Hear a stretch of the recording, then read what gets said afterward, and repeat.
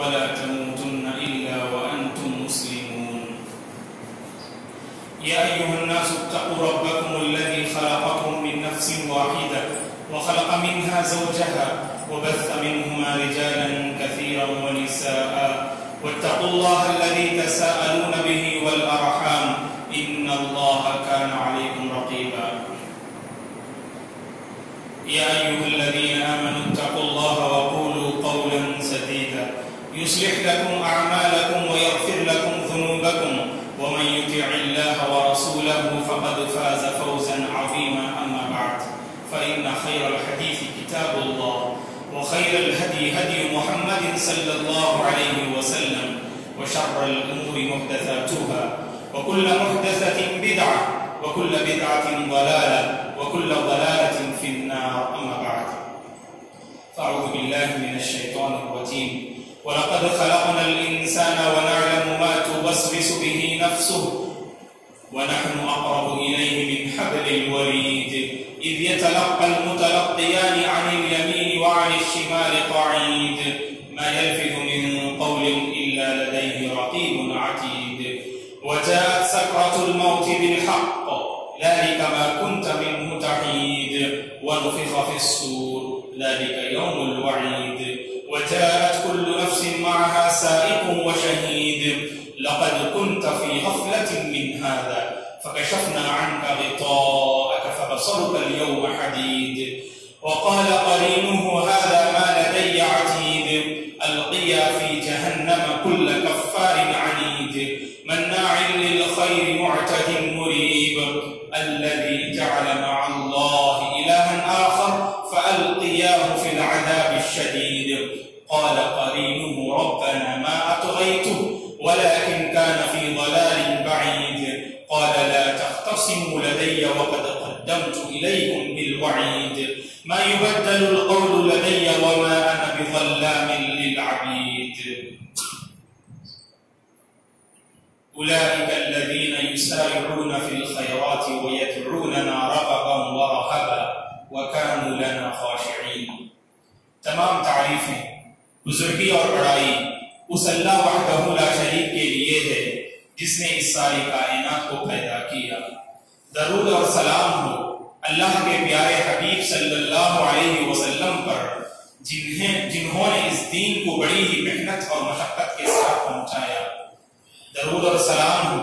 رحمت للعالمین صلی اللہ علیہ وسلم کے اصحاب رضوان اللہ علیہم اجمعین پر، تابعین اور تبع تابعین پر، تمام مومن مرد اور عورتوں پر اللہ کی رحمت اور اس کی سلامتی ہو آمین. محترم بزرگوں، اسلامی بھائیوں اور قابل احترام میری ماں اور بہنوں، گزشتہ جمعہ ہم لوگوں نے یہ بات معلوم کی کہ ایک مومن کی زندگی خیر اور بھلائی سے عبارت ہے چاہیے. ایک مومن کی زندگی خیر اور بھلائی سے عبارت ہونی چاہیے. تو اس سلسلے میں چند باتیں ہمارے سامنے آئیں. اسی سلسلے کو آگے بڑھاتے ہوئے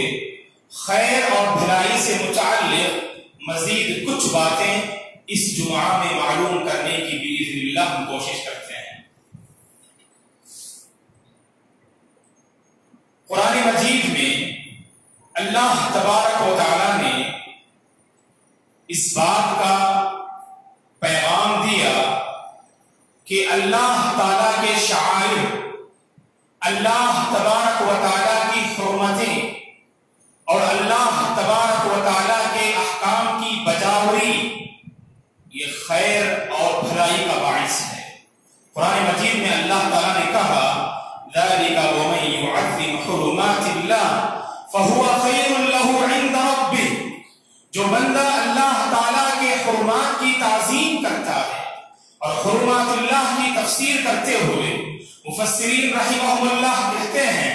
حرمات اللہ سے مراد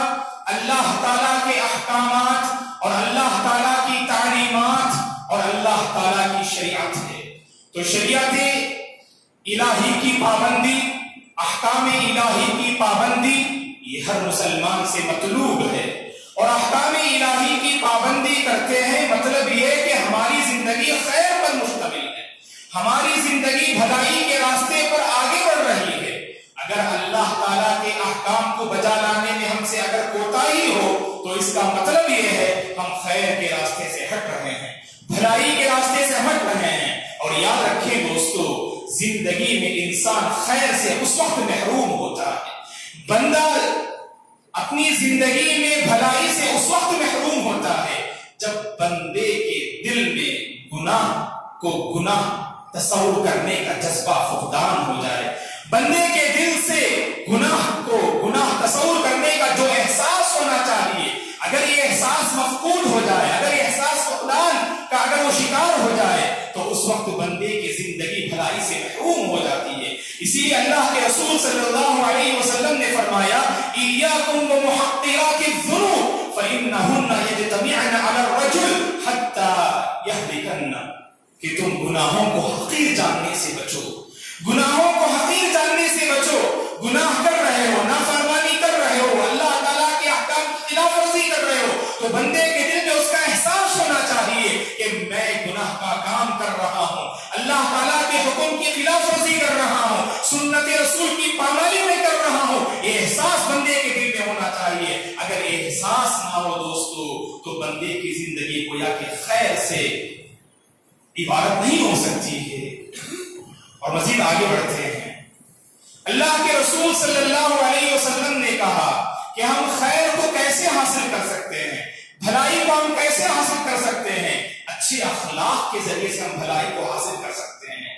اچھے اخلاق پر عمل کر کے ہم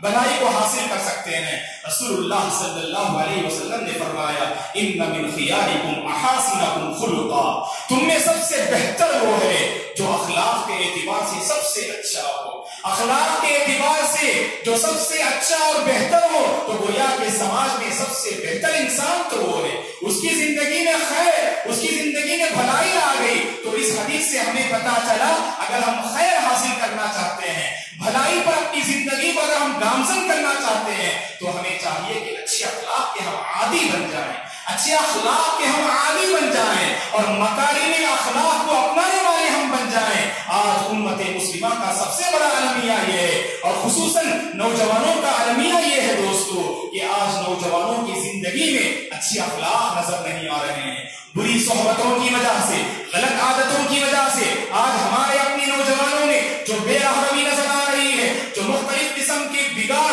اخلاقی بگاڑ آج ہمارے اپنے نوجوانوں میں جو نظر آ رہے ہیں, یہ دراصل مکارم اخلاق کو نہ اپنانے کا نتیجہ ہے اور حسن اخلاق کو نہ اپنانے کا نتیجہ ہے. اور اللہ کے رسول صلی اللہ علیہ وسلم کی بعثت کا مقصد مکارم اخلاق کی تکمیل بتایا گیا. مکارم اخلاق کو مکمل کرنے کے لیے آپ آئے اور آپ نے صحابہ کی ایسی ٹیم کو تیار کیا جنہوں نے دنیا کو اخلاق کا سبق پڑھایا. تو آج نوجوانوں کو چاہیے خصوصاً اور امت مسلمہ کو عموماً چاہیے کہ مکارم اخلاق کے عادی بن جائیں, مکارم اخلاق کے ہم عادی بن جائیں. اس کی اشد ضرورت ہے دوستو. اور اسی طرح سے اگر ہم خیر حاصل کرنا چاہتے ہیں, اگر ہم بھلائی حاصل کرنا چاہتے ہیں تو ہم میں سے ہر ایک کو چاہیے کہ اپنا وجود دوسروں کے لیے باعث رحمت بنانا چاہیے, باعث منفعت بنانا چاہیے. ہمارا وجود اس دنیا انسانیت کے حق میں فائدے کا باعث بن جائے, نفع کا ذریعہ بن جائے, خیر کا ذریعہ بن جائے, بھلائی کا باعث بن جائے. اور اللہ کے رسول صلی اللہ علیہ وسلم نے فرمایا کہ خیرکم انفعہم للناس, تم میں سے سب سے بہتر وہ ہے جو لوگوں کے لیے زیادہ فائدہ مند ہو, جو لوگوں کے لیے زیادہ نفع بخش ہو. تو کہا کہ جو لوگوں کے لیے زیادہ نفع بخش اور فائدہ مند ہوتا ہے تو مطلب یہ ہے کہ اس کی زندگی خیر پر مشتمل ہے, اس کی زندگی بھلائی پر آگے بڑھ رہی ہے. تو ہم میں سے ہر ایک کو چاہیے کہ ہماری اپنی حرکت, ہماری اپنی ادا اور ہمارا اپنا تعامل, ہمارے اپنے سلوک سے دوسروں کو فائدہ پہنچانا چاہیے. اور آج ہماری یہ حالت ہو چکی ہے دوستو, آج ہم دوسروں سے لینا جانتے ہیں اور دوسروں کو ہم دینا نہیں جانتے. آج امت مسلمہ کی عموماً یہ پوزیشن ہمیں نظر آ رہی ہے کہ امت مسلمہ دوسروں سے لینا تو جانتی ہے لیکن امت مسلمہ دوسروں کو دینا اور دوسروں کو نوازنا اور امت مسلمہ کا وجود دوسروں کے حق میں باعث منفعت قرار دینا، تو اس میں امت مسلمہ کی ایک بہت بڑی تعداد ناکام ہوتی ہوئی ہمیں نظر آ رہی ہے۔ تو اس سلسلے میں ہمیں توجہ دینے کی ضرورت ہے۔ ہم چاہتے ہیں کہ ہماری زندگی میں خیر آئے، ہماری زندگی میں بھلائی آئے، تو ہم میں سے ہر ایک کو چاہیے آپ ایسی ادا اور آپ سے ایسی ادا سرزد ہو اور آپ سے ایسا معاملہ سرزد ہو جو دوسروں کے لیے فائدہ مند ہو، جو دوسروں کے نقصان کا ذریعہ نہ ہو۔ آپ کی زبان سے نکلنے والا ہر لفظ دوسروں کے لیے فائدہ مند ہونا چاہیے، آپ کی ذات کے لیے بھی فائدہ مند ہونا چاہیے، دنیاوی اور اخروی بھلائی اس میں مثبت رہنا چاہیے۔ اور یاد رکھیں دوستو، آج کتنے ایسے مسلمان ہیں جو اپنی زبان سے دوسروں کو تکلیف پہنچاتے ہیں، جو اپنے معاملات سے دوسروں کو تکلیف پہنچاتے ہیں، جو اپنی تجارت سے دوسروں کو تکلیف پہنچاتے ہیں۔ آج کتنے ایسے پڑوسی ہیں کہ جن کے پڑوس میں رہنے والے ان سے اذیت محسوس کرتے ہیں، ان سے تکلیف محسوس کرتے ہیں، ان سے مشقت محسوس کرتے ہیں۔ یہ دراصل امت مسلمہ اس پہلو کی طرف توجہ نہ دینے کا نتیجہ ہے کہ ہمارا وجود اس دنیا انسانیت کے حق میں باعث منفعت ہونا چاہیے۔ اور یاد رکھیں، امت مسلمہ کا وجود اگر اس دنیا کے حق میں خیر کا باعث بن جائے، بھلائی کا باعث بن جائے، تو گویا کہ ہم نے اپنے کردار سے، گویا کہ ہم نے اپنے عمل سے اسلام کا صحیح انٹروڈکشن لوگوں کے سامنے ہم نے پیش کیا، اسلام کا صحیح تعارف ہم نے لوگوں کے سامنے پیش کیا۔ آج امت مسلمہ خصوصاً نوجوان جذبات میں آ کر کچھ ایسا کر بیٹھتے ہیں، نوجوان جذبات میں آ کر ان سے کچھ ایسی حرکتیں سرزد ہو جاتی ہیں جن سے لوگ اسلام کی غلط تصویر اپنے ذہن میں بٹھا لیتے ہیں۔ دوستو، ان مسلمانوں کی غلط عادتوں کی وجہ سے، مسلمانوں کی غلط حرکتوں کی وجہ سے جذبات میں آ کر، جوش میں آ کر اور اپنے جوش کو ہوش کا رخ دیے بغیر جذبات اور جوش میں آ کر کچھ ایسی حرکتیں کر بیٹھتے ہیں کہ اسلام کی غلط تصویر لوگوں کے سامنے پیش کر رہے ہیں، اس لیے کہ مذہب والوں کو دیکھ کر مذہب کا تعارف کرایا جاتا ہے۔ دوستو، مذہب والوں کو دیکھ کر مذہب کی پہچان ہوتی ہے۔ اگر مذہب والے، مذہب اسلام کو اپنانے والے اگر غلط عادتوں کے، غلط اخلاق کے عادی بن جائیں، اگر ان کا وجود دوسروں کے لیے باعث نقصان بن جائے، تو اسلام کا صحیح تصور لوگوں کے سامنے کون پیش کرے گا؟ دوستو، اسی لیے ہم میں سے ہر ایک کو چاہیے کہ ہم اپنے طور پر اپنا وجود دوسروں کے لیے باعث رحمت بنانا چاہیے، باعث منفعت بنانا چاہیے۔ اللہ نے ہمیں جتنی طاقت دی ہے، ہماری اپنی جتنی بساط ہے، ہماری اپنی جتنی طاقت ہے، اس طاقت کے بقدر ہم میں سے ہر ایک کو دوسروں کو فائدہ پہنچانا چاہیے۔ اور اللہ کے رسول صلی اللہ علیہ وسلم نے خیر کی خوشخبری دیتے ہوئے آپ نے فرمایا، خیرکم من یرجا خیرہ، من یرجا خیرہ ویؤمن شرہ، کہ تم میں سے بہتر وہ ہے جس کی بھلائی کی امید کی جائے اور جس کے نقصان سے اور جس کی برائی سے لوگ بے خوف رہیں کہ اس سے کسی قسم کا ہمیں نقصان لاحق نہیں ہوگا، اور اس بندے سے کسی بھی قسم کا شر اور کسی بھی قسم کا نقصان ہمیں لاحق نہیں ہوگا، اس سے لوگ مطمئن ہو جائے، بے خوف ہو جائے، تو سمجھ لیجئے کہ معاشرے کا کامیاب انسان ہے وہ، اور معاشرے کا بہتر انسان ہے وہ، جس سے ہمیشہ بھلائی کی امید کی جائے اور جس کی برائی سے اور جس کے شر سے لوگ محفوظ رہ جائیں اور جس کی برائی سے لوگ مطمئن رہ جائیں۔ اور آپ صلی اللہ علیہ وسلم نے مزید فرمایا، وَشَرُّكُمْ مَن لَّا يُرْجَىٰ خَيْرُهُ وَلَا يُؤْمَنُ شَرُّهُ، اور تم میں سب سے برا وہ ہے، اور تم میں سب سے برا وہ ہے جس سے بھلائی کی امید نہ کی جائے، جس سے خیر کی امید نہ کی جائے، اور جس کی برائی سے لوگ محفوظ نہ ہو، جس کی برائی سے لوگ مطمئن نہ ہو۔ تو سمجھ لیجئے کہ معاشرے کا یہ سب سے برا انسان ہے، معاشرے کا سب سے ناکام انسان ہے۔ تو ہم میں سے ہر ایک کو فیصلہ کرنا ہے دوستو، ہمارا وجود اپنے آس پاس میں رہنے والے لوگوں کے لیے کیا نقصان کا باعث ہے یا فائدے کا باعث ہے، رحمت کا باعث ہے یا زحمت کا باعث ہے؟ ہم میں سے ہر ایک کو اس کا محاسبہ کرنا چاہیے، اس کا ہمیں جائزہ لینا چاہیے۔ اور یاد رکھیں، ہم میں سے ہر ایک کوشش کریں ہماری اپنی زبان، ہمارے اپنے سلوک، ہمارے اپنے تعامل، ہمارے اپنے کردار اور ہمارے اپنے کیریکٹر سے کسی کو بھی تکلیف نہ ہو، کسی کو بھی کسی بھی قسم کا نقصان نہ ہو۔ اگر آپ تاجر ہیں، کامیاب تاجر وہ ہے، کامیاب اور مسلمان تاجر وہ ہے جو اپنی تجارت سے دوسروں کو فائدہ پہنچائے، جس کی تجارت سے لوگ دھوکہ मार खा रहे हो, जिसकी तिजारत से लोगों को नुकसान हो रहा हो और जिसकी तिजारत से लोगों के माल के लिए खतरा हो, तो समझ लीजिए ऐसा ताजिर कामयाब ताजिर नहीं, क्योंकि उस ताजिर की तिजारत में हमें खैर नजर नहीं आ रहा है, उस ताजिर की तिजारत में हमें भलाई नजर नहीं आ रही है। कामयाब ताजिर तो वो है जो अपनी तिजारत में खैर को अपनाए, जो अपनी तिजारत में भलाई को अपनाए। और इसी तरह से दोस्तों, आप जिंदगी के किसी भी फील्ड में क्यों ना हो, जिंदगी के किसी भी मैदान में क्यों ना हो, याद रखें अल्लाह ताला ने आपको जो जिम्मेदारी आपके हवाले की है, जो जिन लोगों को अल्लाह ताला ने आपके मातहत किया है, जिन लोगों की सरपरस्ती अल्लाह ताला ने आपके हवाले की है, कोशिश कीजिए आपके मातहत रहने वालों को आप फायदा पहुंचाइए। आपके मातहत रहने वाले अपने दिल में महसूस करें कि अल्लाह ताला ने मुझे इस शख्स को जो जिम्मेदार बनाया है, ये जिम्मेदार मेरे लिए बाइस रहमत है, ये जिम्मेदार मेरे लिए बाइस खैर है, ये जिम्मेदार मेरे लिए बाइस मनफात है, ये महसूस करना चाहिए। और आज अल्लाह रहम फरमाए, कितने ऐसे जिम्मेदार हैं और कितने ऐसे सरपरस्त हैं जो अपनी सरपरस्ती को अदा करने में, जो अपनी जिम्मेदारी को निभाने में बड़े कोताह नजर आते हैं, उनसे बहुत बड़ी कोताही होती है। और अपने मातहत रहने वालों पर जुल्म करना, उनके हक को छीन लेना और उनके हुकूक को हड़प कर लेना और उन्हें किसी भी तरह का फायदा न पहुंचाना, आज हम में से बहुत सारे जिम्मेदार, माफ फरमाइए, आज हम में से बहुत सारे जिम्मेदार और सरपरस्तों का शेरा बन चुका है। अगर हर मुसलमान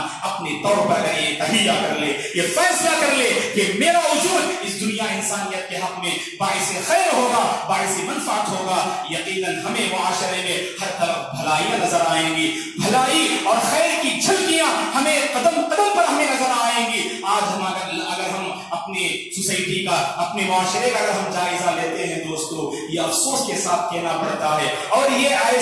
ऐसी हकीकत है जिसका एतराफ हम में से हर एक को करना पड़ता है। खैर से ज्यादा शर के पहलू आज हमारे अपने मुआशरे में नजर आ रहे हैं, खैर से ज्यादा, भलाई से ज्यादा आज बुराई के पहलू कदम कदम पर नजर आ रहे हैं। तो बुराई को मिटाने, जहां हम मिटाना चाहते हैं, याद रखिए दोस्तों ये जाबिता है, आप बुराई को मिटाइए, उसकी जगह नेकी की बीज बोने की कोशिश कीजिए। अगर आप चाहते हैं कि बुराई का कला कमा करें, बुराई को मिटाएं, तो आपको चाहिए कि बुराई को मिटाने के साथ साथ सामने वाले को बताएं कि खैर क्या होता है, भलाई क्या होती है, फायदा किसे कहते हैं, नेकी किसे कहते हैं, अच्छे अखलाक किसे कहते हैं, ये आप बताएं तो गोया कि हमें हर तरफ मुआशरे में भलाइयां नजर आएंगी और खैर की झलकियां हमें नजर आएंगी। इसी तरह अगर हम खैर हासिल करना चाहते हैं, अगर हम भलाई हासिल करना चाहते हैं, तो शरीयत में हमें एक और तरीका हमें बताया गया है दोस्तों कि अमूमन कर्ज का मामला ऐसा होता है कि हम में से बहुत सारे कर्ज का तामुल करते हैं, कर्ज का मामला करते हैं, लेन देन की जरूरत पेश आती है, जिंदगी में कभी कोई मुसीबत आ जाए, परेशानी आ जाए, तो दूसरों से हम कर्ज लेते हैं। तो मुआशरे के मालदार हजरात को चाहिए कि जब मुआशरे के जरूरतमंद उनके पास आए, वाकई वो जरूरतमंद हो, परेशान हाल हो, मजबूर हो, तंदस्त हो, तो चाहिए कि अपने माल से उनका ताउन करें, उनकी मजबूरी, उनकी तंदस्ती और उनकी जरूरत मुकम्मल करने की कोशिश करें। शरीयत की ये तालीम मालदार हजरात के हक में है। तो वहीं पर गुरबा को, जरूरतमंद और मुफलिस और गरीबों को इस बात की तालीम दी गई कि बेजा लोगों के सामने अपने हाथ को ना फैलाएं, बेजा और बगैर जरूरत लोगों के सामने आप अपने हाथ को ना फैलाएं। वाकई जिंदगी में कोई ऐसी आफत आ पड़ी, कोई ऐसी परेशानी आ पड़ी जिसमें आप मजबूर हो गए लोगों के सामने हाथ फैलाने और लोगों से कुछ मांगने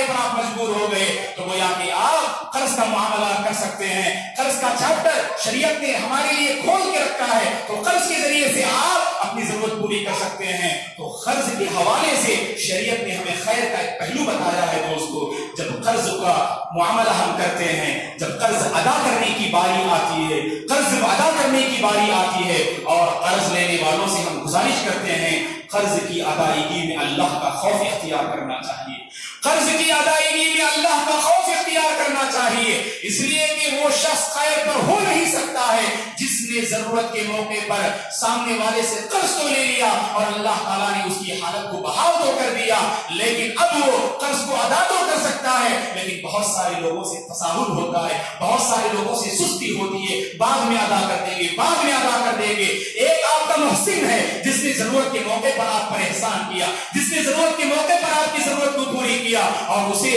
اپنے پیچھے لگا دینا اور بار بار مطالبے کے باوجود, فون کرنے کے باوجود اور آپ کے گھر کے دروازے کے پاس آنے کے باوجود اسے خالی ہاتھ واپس لوٹا دینا, جبکہ اللہ تعالیٰ نے آپ کو اتنی طاقت دی ہے اب کہ آپ اس کے قرض کو ادا کر سکتے ہیں. لیکن اگر آپ ادا نہیں کرتے ہیں تو اس معاملے میں اللہ کا خوف اختیار کرنا چاہیے اور اللہ سے ڈرنا چاہیے. شریعت کی تعلیم تو یہ ہے دوستو, جب قرض ادا کرنے کی باری آتی ہے, اگر آپ قرض میں اگر بہتر مال دیتے ہیں, عمدہ مال دیتے ہیں, تو اللہ کے رسول نے فرمایا سب سے بہتر انسان ہے. جیسا کہ اللہ کے رسول صلی اللہ علیہ وسلم نے ایک شخص سے بطور قرض آپ نے ایک اونٹ کو لیا, آپ نے بطور قرض ایک اونٹ کو لیا, اور ایک مدت گزرنے کے بعد وہ صاحب اللہ کے رسول کی خدمت میں حاضر ہوتے ہیں اور حاضر ہو کر اپنے قرض کا مطالبہ کرتے ہیں. آپ نے صحابہ سے کہا کہ دیکھو اونٹ موجود ہے کہ یا نہیں ہمارے پاس. صحابہ اکرام جاتے ہیں اور اونٹ تلاش کرتے ہیں, تو آپ صلی اللہ علیہ وسلم نے جس عمر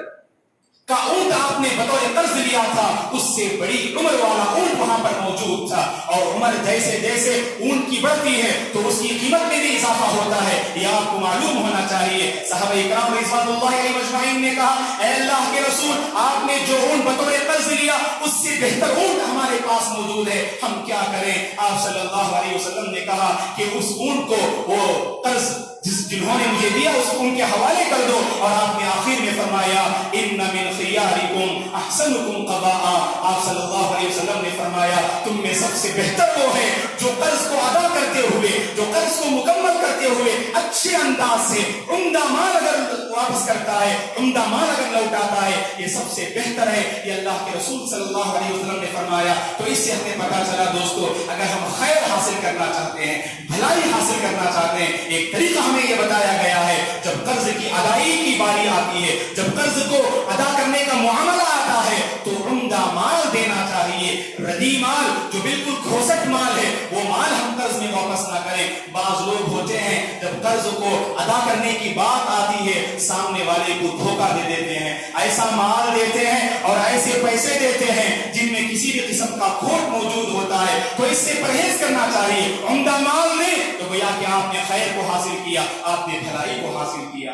اور اسی طرح سے اگر ہم خیر حاصل کرنا چاہتے ہیں, اگر ہم چاہتے ہیں کہ ہماری زندگی خیر سے عبارت بن جائے, ہماری زندگی بھلائی سے عبارت بن جائے, تو ہم میں سے ہر ایک کو چاہیے کہ اپنے دل کو پاک رکھیں, اپنے دل کو پاک رکھیں. یہ مذہب اسلام کی خصوصیت ہے دوستو, جہاں مذہب اسلام اپنے ماننے والوں کو ظاہری پاکی صفائی پر زور دیتا ہے. ہمارا لباس پاک و صاف ہو, ہمارا جسم پاک و صاف ہو, ہماری اپنی جگہ پاک و صاف ہو, ہمارے اپنے آس پاس کے علاقے پاک و صاف ہو. جہاں پاکی صفائی پر مذہب اسلام زور دیتا ہے ظاہری پاکی صفائی پر, وہیں پر باطن کی صفائی پر بھی زور دیتا ہے کہ ہمارے دل حسد, کینہ, کپٹ اور دل کی جو مختلف قسم کی بیماریاں ہوتی ہیں ان تمام بیماریوں سے ہمارے دل پاک ہونا چاہیے. نہ نفرت ہو, نہ کینہ کپٹ ہو, نہ دشمنی ہو, نہ حسد ہو, اور نہ دوسروں کے سلسلے میں ہمارے اپنے دل میں کسی بھی قسم کا کینہ موجود ہو. ہمارا دل بالکل آئینے کی طرح صاف و شفاف ہونا چاہیے. اور یہ جس انسان کا دل پاک و صاف ہے, جس انسان نے اپنے دل کو پاک و صاف کر لیا, تو گویا کہ اس نے خیر کو حاصل کر لیا. اللہ کے رسول صلی اللہ علیہ وسلم سے جب صحابہ اکرام رضوان اللہ علیہ مجمعین نے سوال کیا من خیر الناس یا رسول اللہ, اے اللہ کے رسول لوگوں میں سب سے بہتر کون ہے, تو آپ صلی اللہ علیہ وسلم نے فرمایا ذو القلب المقموم واللسان الصدوق, کہ وہ بندہ جس کا دل ہر قسم کی دلی بیماریوں سے پاک ہے, دل کی گندگیوں سے جس کا دل پاک ہے, تو گویا کہ وہ بندہ سب سے بہتر ہے. اور آپ نے آگے فرمایا جس کی زبان سچی ہے, جس کی زبان میں ہمیشہ سچائی نظر آتی ہو, سچائی کے الفاظ نکلتے ہو, جو بندہ اپنی زبان سے جھوٹ لانے سے پرہیز کرتا ہو, تو گویا کہ اس انسان کی زندگی خیر پر مشتمل ہے, اس انسان کی زندگی بھلائی پر مشتمل ہے. اگر ہم بھلائی حاصل کرنا چاہتے ہیں تو ہم اپنے دلوں کو پاک و صاف رکھنے کی کوشش کریں. اور قرآن مجید میں رب العالمین نے وعدہ کیا ہے دوستو, اِن یعلم اللہ فی قلوبکم خیرا یؤتکم خیرا, اگر اللہ تعالیٰ تمہارے دلوں میں خیر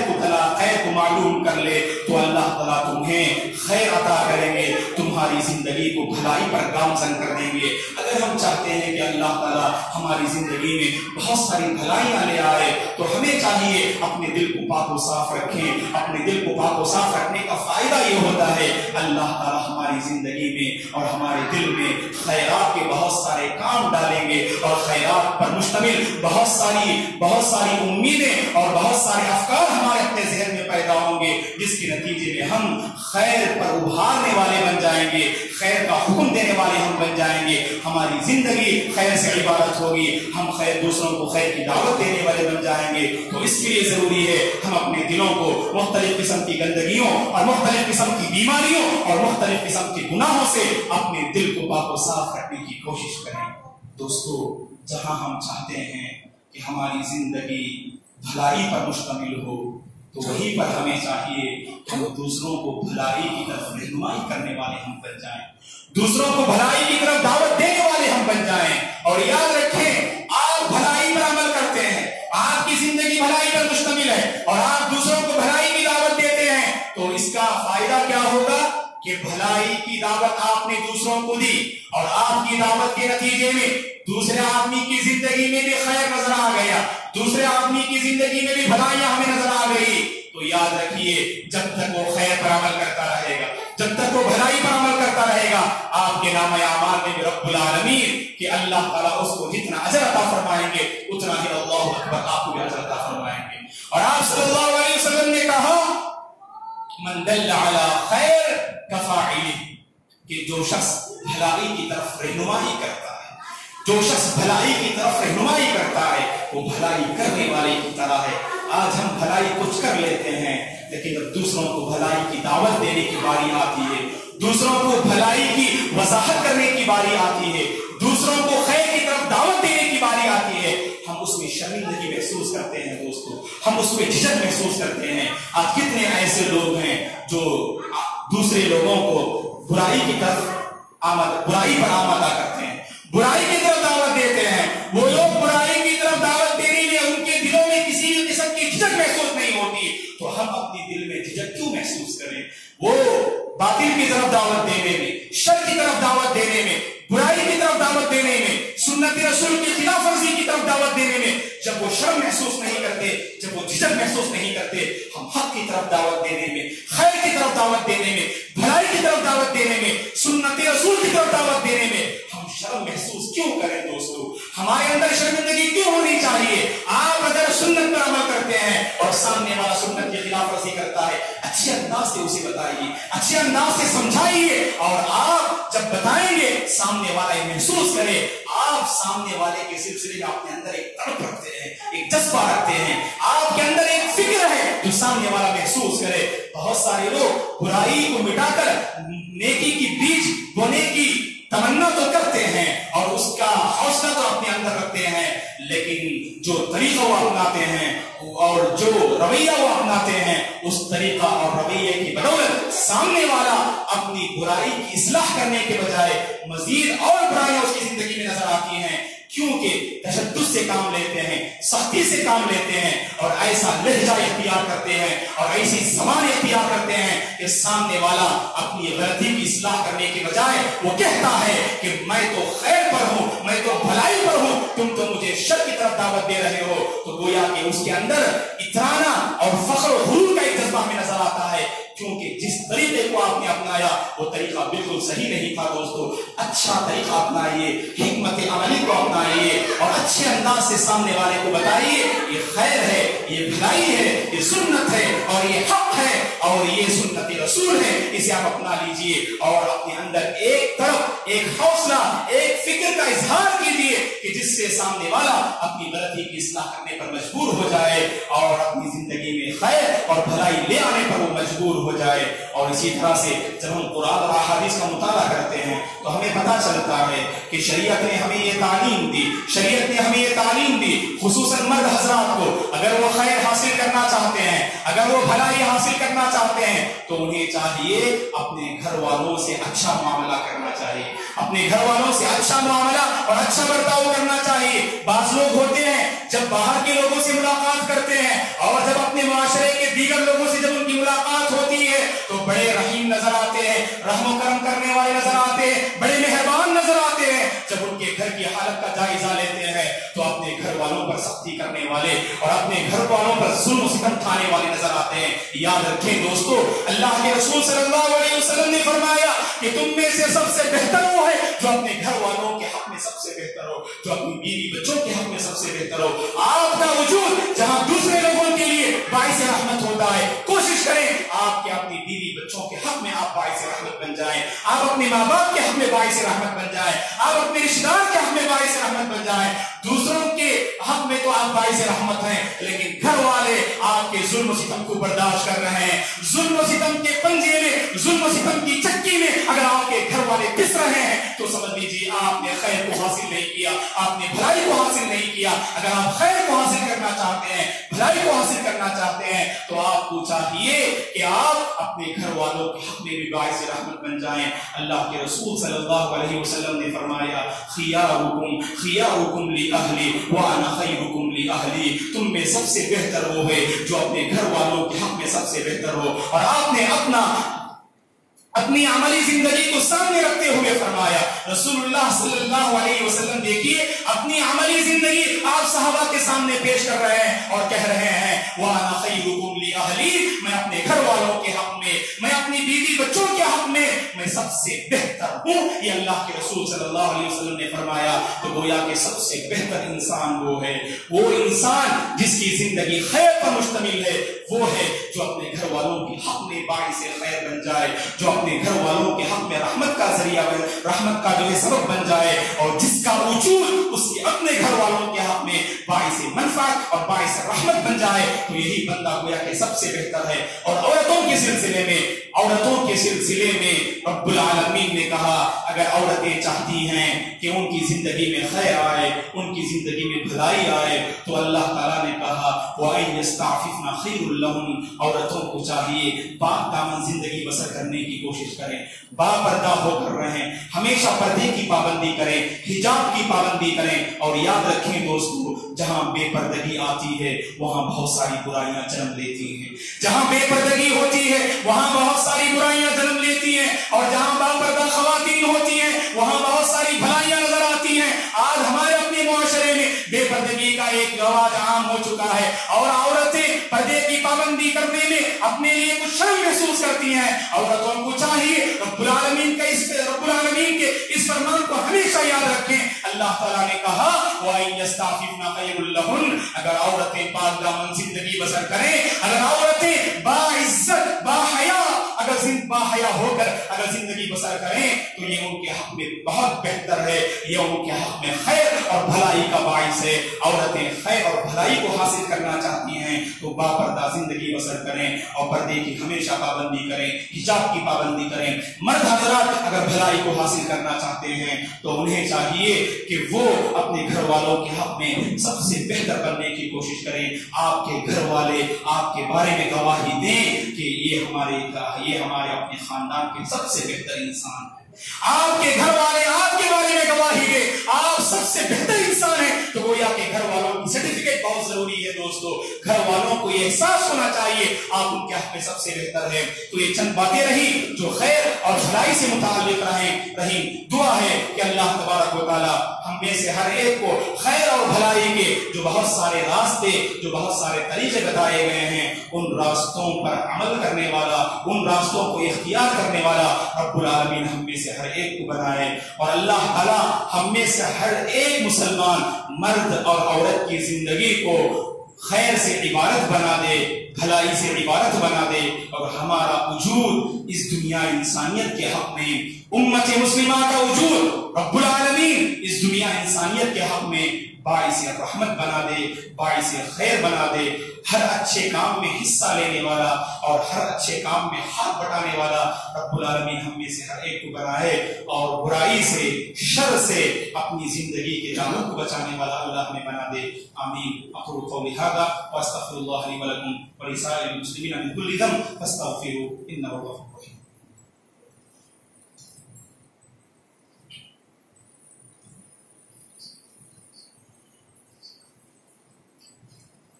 इन्नल हम्दुलिल्लाह नहमदुहु व नस्तईनुहु व नस्तगफिरुह व नऊज़ु बिल्लाहि मिन शुरूरि अनफुसिना व मिन सय्यिआति अअमालिना मन यहदिहिल्लाहु फला मुदिल्ल लहु व मन युद्लिल फला हादिय लहु व अशहदु अन ला इलाहा इल्लल्लाह व अशहदु अन्ना मुहम्मदन अब्दुहु व रसूलुहु अम्मा बअद फ़अऊज़ु बिल्लाहि मिनश शैतानिर रजीम बिस्मिल्लाहिर रहमानिर रहीम इन्नल्लाहा व मलाइकतहु युसल्लूना अलन नबी या अय्युहल्लज़ीना आमनू सल्लु अलैहि व सल्लिमू तस्लीमा अल्लाहुम्मा सल्लि अला मुहम्मद व अला आलि मुहम्मद कमा सल्लैता अला इब्राहीम व अला आलि इब्राहीम इन्नका हमीदुम मजीद अल्लाहुम्मा बारिक अला मुहम्मद व अला आलि मुहम्मद कमा बारकता अला इब्राहीम व अला आलि इब्राहीम इन्नका हमीदुम मजीद अल्लाहुम्मा अइज़्ज़िल इस्लाम वल मुस्लिमीन व अज़िल शिर्क वल मुशरिकीन रब्बना ला तुज़िग़ क़ुलूबना बअद इज़ हदैतना व हब लना मिन लदुनका रहमा इन्नका अंतल वहाब अल्लाहुम्मा आति नुफूसना तक़वाहा व ज़क्किहा अंत खैरु मन ज़क्काहा अंत वलियुहा व मौलाहा अल्लाहुम्मा अश्फि मरदाना व मरदल मुस्लिमीन अल्लाहुम्मा अश्फि मरदाना व मरदल मुस्लिमीन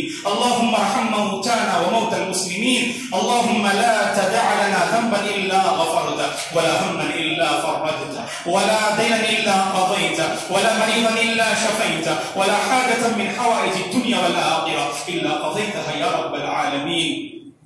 اللهم إنا نسألك الهدى والتقى والعفاف والغنى اللهم أرنا الحق حقا وارزقنا اتباعه وأرنا الباطل باطلا وارزقنا اجتنابه اللهم أصلح أحوال المسلمين في كل مكان يا أرحم الراحمين اللهم أصلح أحوال المسلمين في كل مكان يا رب العالمين اللهم اكفنا بحلالك وحرامك وأغننا بفضلك عمن سواك عباد الله رحمني ورحمكم الله فأعوذ بالله من الشيطان الرجيم إن الله يأمر بالعدل والإحسان وإيتاء ذي القربى وينهى عن الفحشاء والمنكر والبغي يعظكم لعلكم تذكرون اذكروا الله العظيم يذكركم ولذكر الله تعالى أكبر والله يعلم ما تصنعون